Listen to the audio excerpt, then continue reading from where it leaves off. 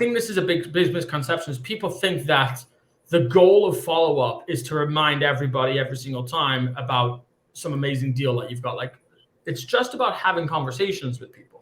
So, hey, how are ya? We'll start a conversation as long as you're saying, hey, how are you, to a demographic that would appreciate that. I don't think millennials would get a text saying, hey, how are you? But maybe Sally Smith would. But a text that says, hey, how are you? And then a reply, hey, listen, I'm great. How are you? I'm also awesome. You see my most recent episode, or maybe don't even talk about your most recent episode.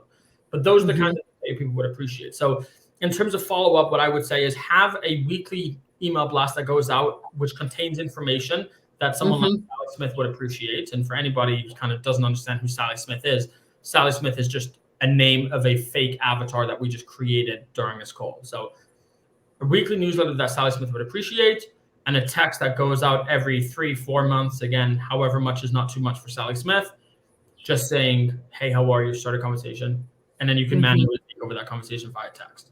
Even honestly, like a voicemail drop, right? Hey, this is, I just want to reach out and say hi. But the idea is that you're doing more of these personal things that will then remove the need for you to have to keep on doing it manually all the time.